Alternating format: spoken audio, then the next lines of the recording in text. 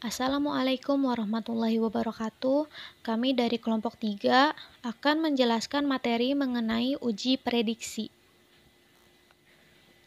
Adapun anggota dari kelompok 3 yaitu Bella Adenisa 1986210011, Primadea Iva Nabila 1986210004, Ane Anggiasari 1986210022, Puspita Sari 1986210007, Prilly Aprilia 1986210002, Caswati 1986210032. Materi pertama yaitu analisis regresi yang akan disampaikan oleh Saudari Puspita Sari. Analisis regresi. Kolerasi dan regresi keduanya mempunyai hubungan yang sangat erat. Setiap regresi pasti ada kolerasinya. Tetapi kolerasi belum tentu dilanjutkan dengan regresi. Kolerasi yang tidak dilanjutkan dengan regresi adalah korelasi antara dua variabel yang tidak mempunyai hubungan kausal atau sebab akibat atau hubungan fungsional. Untuk menetapkan kedua variabel mempunyai hubungan kausal atau tidak, maka harus didasarkan pada teori atau konsep-konsep tentang dua variabel tersebut. Hubungan antara panas dengan tingkat mulai panjang dapat dikatakan sebagai hubungan yang kausal. Hubungan antara kepemimpinan dengan kepuasan kerja pegawai dapat dikatakan hubungan yang fungsional. Hubungan antara kupu-kupu yang datang dengan banyaknya tamu di rumah bukan merupakan hubungan kausal maupun fungsional. Kita gunakan analisis regresi bila kita ingin mengetahui bagaimana variabel dependen atau kriteria dapat diprediksikan melalui variabel. Analisis regresi dapat digunakan untuk memutuskan apakah naik dan menurunnya variabel dependen dapat dilakukan melalui menaikkan dan menurunkan keadaan variabel independen atau meningkatkan keadaan variabel dependen dapat dilakukan dengan meningkatkan variabel independen dan sebaliknya.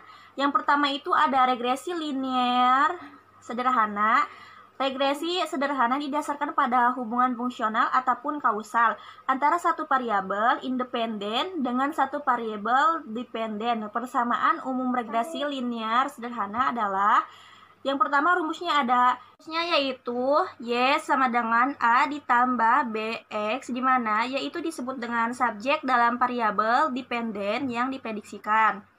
Kalau A itu disebut dengan harga Y bila X sama dengan kosong atau harga konstan. Ada juga dengan B, yaitu disebut dengan angka arah atau koefisien regresi yang menunjukkan angka peningkatan ataupun penurunan variabel dependen yang didasarkan pada variabel independen. Kedua, yaitu harga B sama dengan R SY per SX. Yang ketiga ada rumus 8.3, yaitu harga A sama dengan Y dikurangi BX, di mana R disebut dengan koefisien korelasi produk momen antara variabel X dengan variabel Y, sedangkan SY disebut dengan simpangan buku variabel Y. Selanjutnya ada SX disebut dengan simpangan baku variabel Y. Jadi, harga B merupakan fungsi dari koefisien korelasi. Bila koefisien korelasi tinggi, maka harga B juga besar. Sebaliknya, bila koefisien korelasi rendah, maka harga B juga rendah atau kecil. Selain itu, bisa koefisien korelasi negatif, maka harga B juga negatif.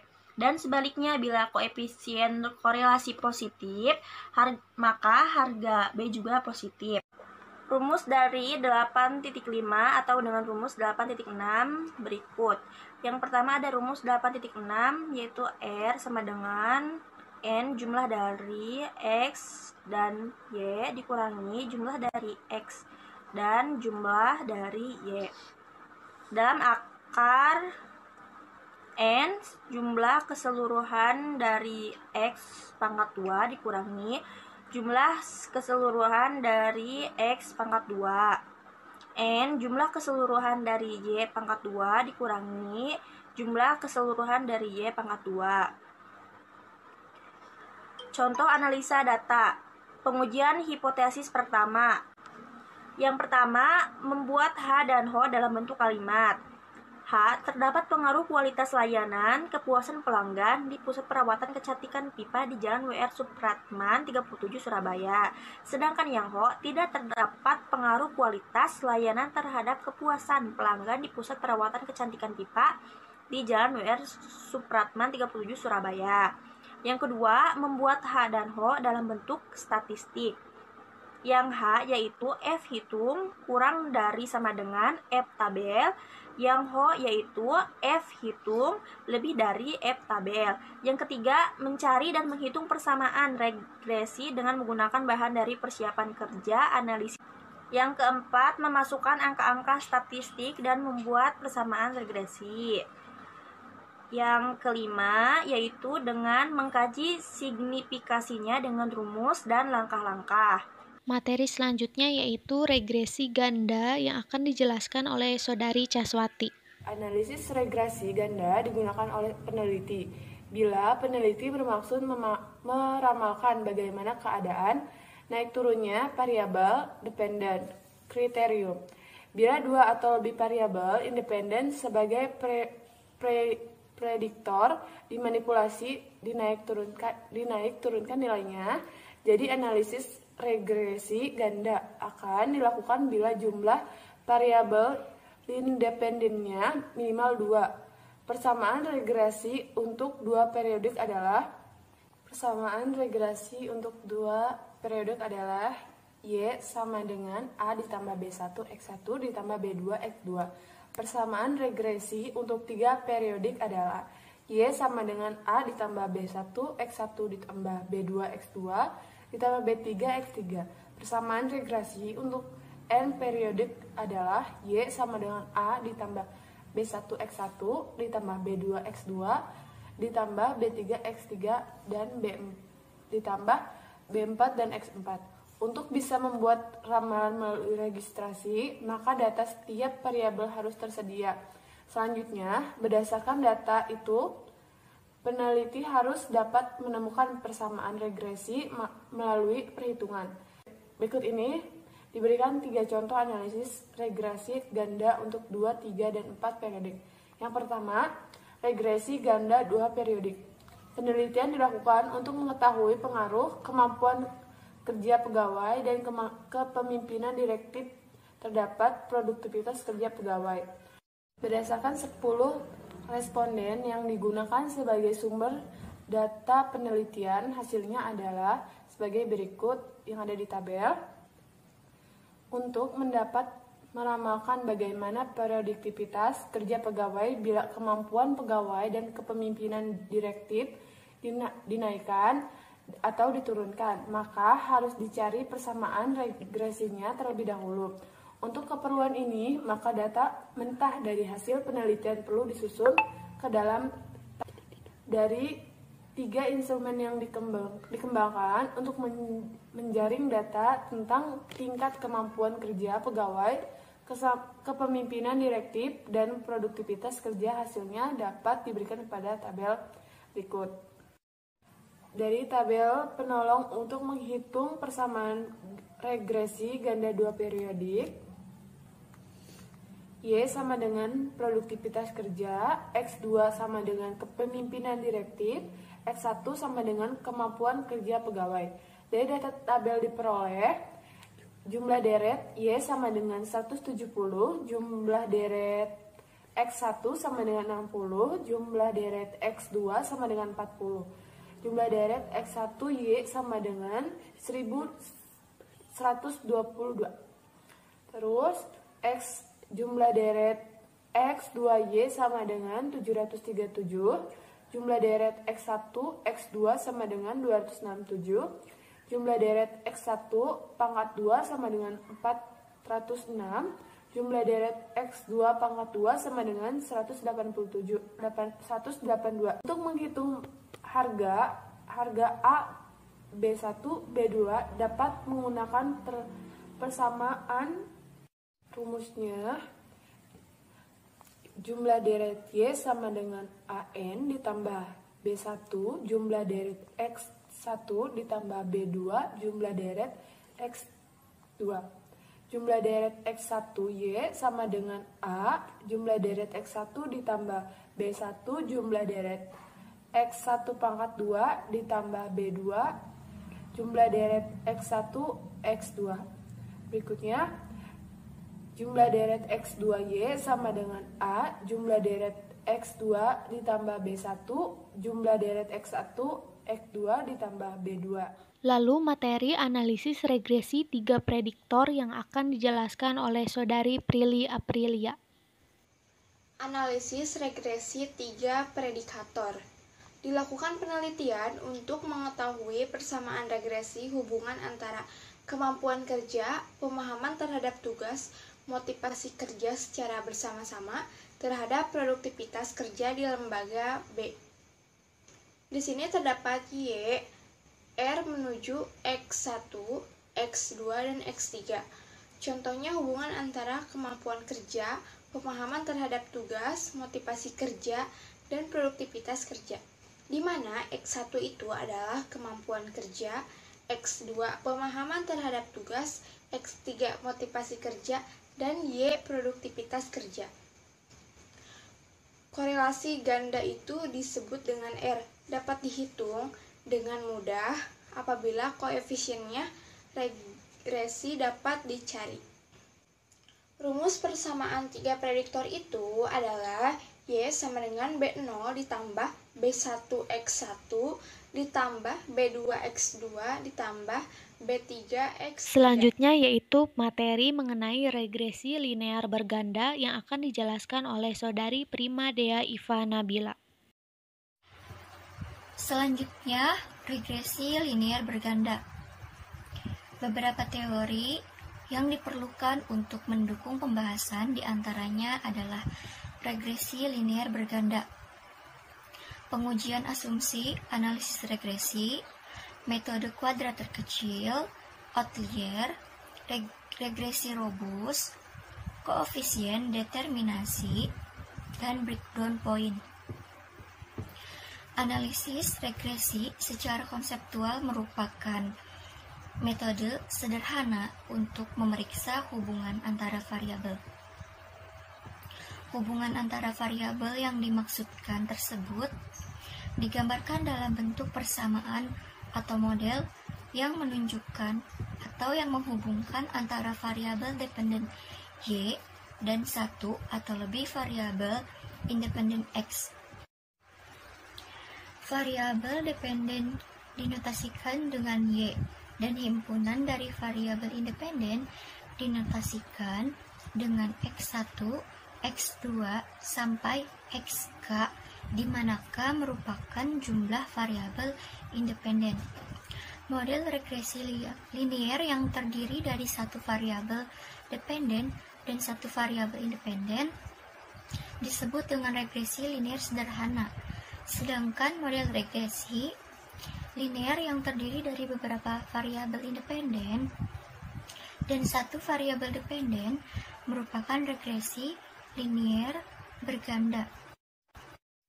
Selanjutnya, yang pertama ada pengujian asumsi analisis regresi. Menurut Imam Ghazali, tahun 2011, uji asumsi klasik terhadap model regresi linear yang digunakan dilakukan agar dapat diketahui apakah regresi baik atau tidak.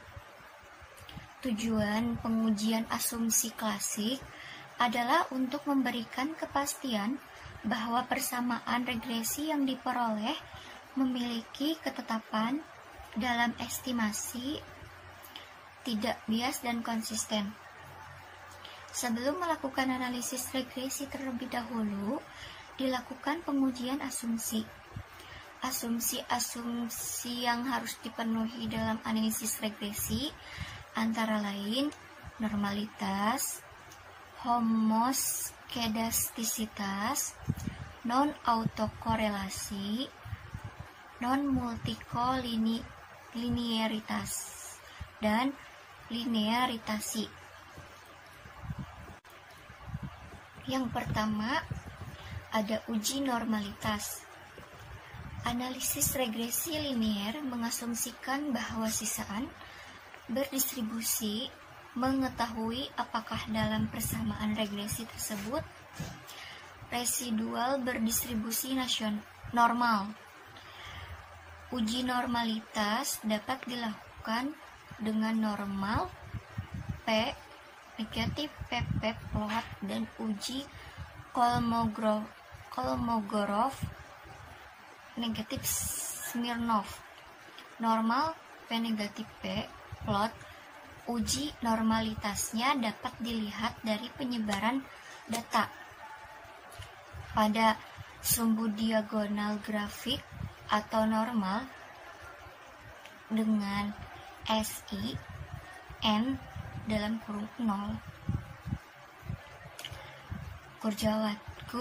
Gurjarati tahun 2004 halaman 109. Dasar pengambilan keputusannya, jika data menyebar di sekitar garis diagonal dan mengikuti arah garis diagonal atau grafik histogramnya menunjukkan pola distribusi normal, maka model regresi memenuhi asumsi normalitas. Selanjutnya, uji homoskedastisitas. Salah satu asumsi klasik adalah homoskedastisitas atau non-heteroskedastisitas, yaitu asumsi yang menyatakan bahwa varian setiap sisaan masih tetap sama baik untuk nilai-nilai pada variabel independen yang kecil maupun besar. Salah satu cara menguji kesamaan variasi yaitu dengan melihat pola tebaran sisaan terhadap nilai estimasi Y. Jika tebaran sisaan bersifat acak, tidak membentuk pola tertentu, maka dikatakan bahwa variansi sisaan homogen. Selanjutnya, uji non-autokolerasi. Salah satu asumsi penting dari regresi linear bahwa tidak ada autokolerasi antara serangkaian pengamatan yang diurutkan menurut waktu.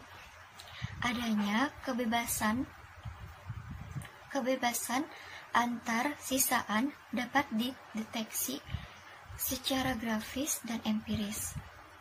Pendeteksian autokolerasi secara grafis yaitu dengan melihat pola tebaran sisaan terhadap urutan waktu tidak membentuk suatu pola tertentu atau bersifat acak, maka dapat disimpulkan tidak ada autokolerasi atau sisaan. Draper and Smith tahun 1998 halaman 68. Selanjutnya yang keempat, uji non-multikolinearitas. Menurut Montgomery, Pick and Vining tahun 1992 halaman 111, kolinearitas terjadi karena terdapat kolerasi yang cukup tinggi di antara variabel independen with atau variance inflation factor, merupakan salah satu cara untuk mengukur besar kolinearitas dan didefinisikan sebagai berikut. Dengan J sama dengan 1, 2,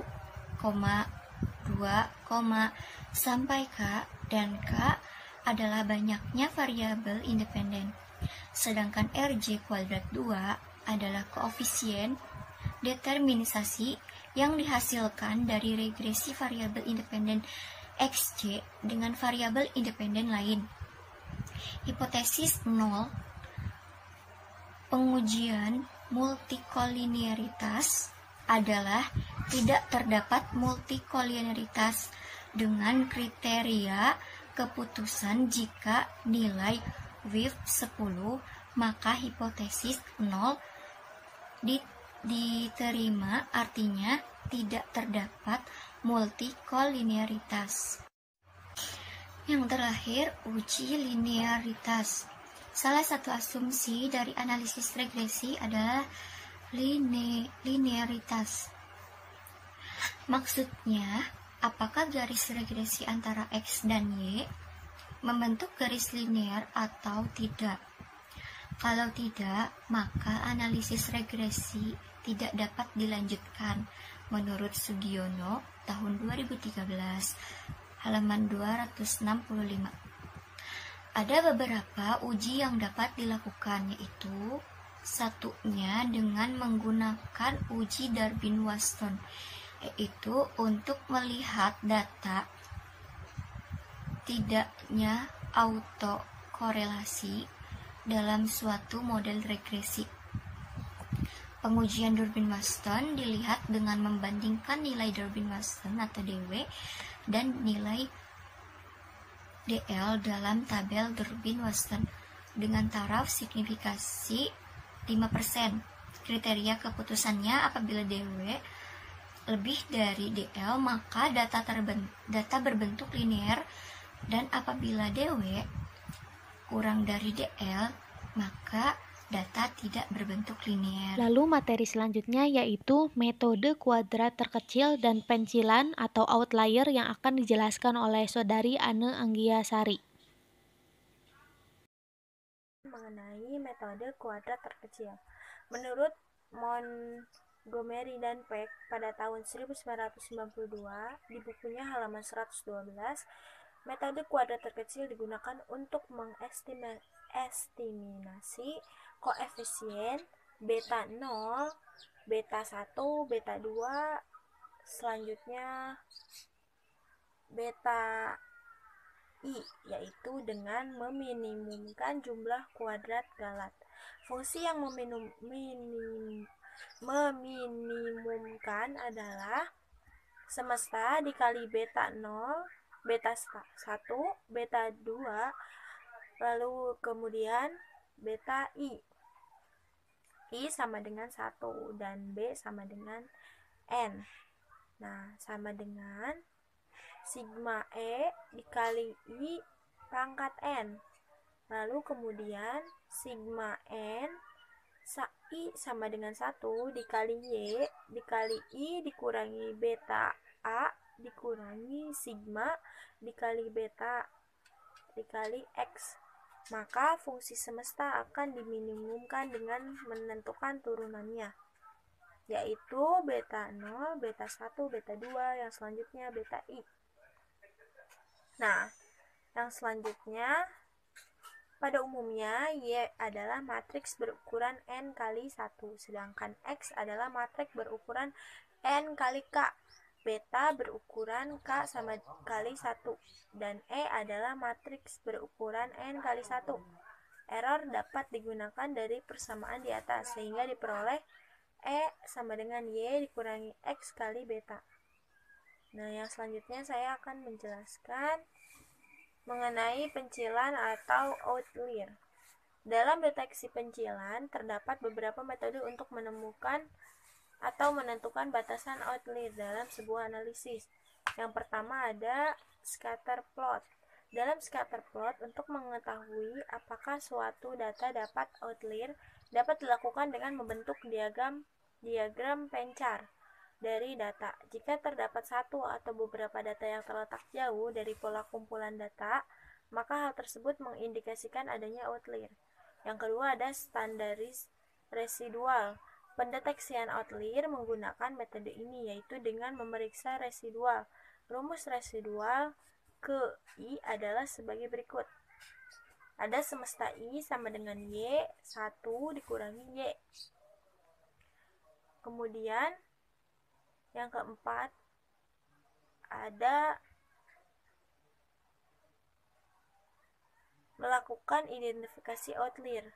Nah, dalam melakukan identifikasi outlier harus memperhatikan nilai-nilai dan dari standaris residual. Jika nilai dari standaris residual lebih dari 3,5 atau kurang dari negatif 3,5, maka data tersebut dikatakan sebagai outlier.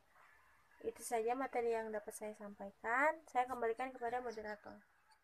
Materi selanjutnya mengenai regresi robust dan koefisien determinasi yang akan dijelaskan oleh Saudari Bella Adenisa.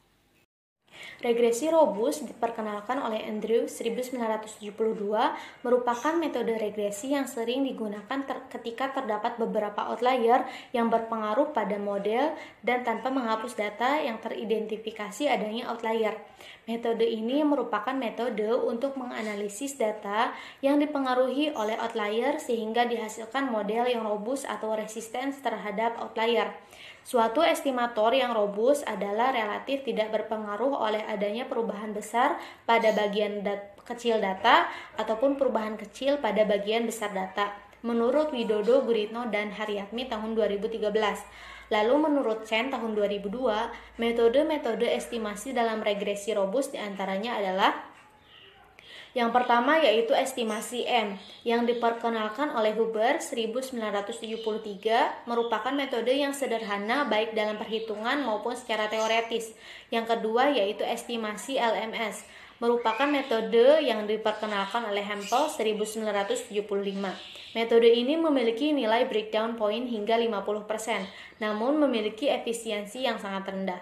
Breakdown point merupakan ukuran umum dari data outlier yang dapat ditangani sebelum observasi yang mempengaruhi model prediksi. Yang ketiga yaitu estimasi LPS, merupakan metode yang memiliki nilai breakdown point yang tinggi yang diperkenalkan oleh Russell 1984.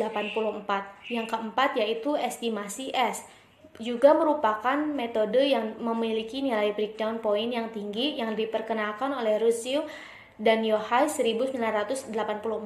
Meski memiliki nilai breakdown point yang sama dengan estimasi LPS, namun estimasi S memiliki efisiensi yang lebih tinggi dibandingkan estimasi LPS.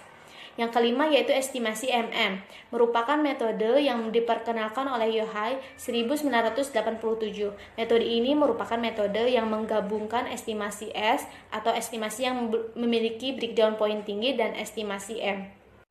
Koefisien determinasi atau biasa disebut adjusted R-square merupakan salah satu ukuran yang sederhana dan sering digunakan untuk menguji kualitas suatu persamaan garis regresi. Menurut Gujarati tahun 2004, nilai koefisien determinasi memberikan gambaran tentang kesesuaian variabel independen dalam memprediksi variabel dependen. Semakin besar nilai adjusted R-square, maka semakin besar variasi variabel dependen atau Y, yang dijelaskan oleh variasi variabel independen atau X. Sebaliknya, semakin kecil nilai adjusted R-square, maka semakin kecil variasi variabel dependen yang dapat dijelaskan oleh variasi variabel independen. Sifat dari koefisien determinasi adalah adjusted R-square merupakan besaran yang non-negatif.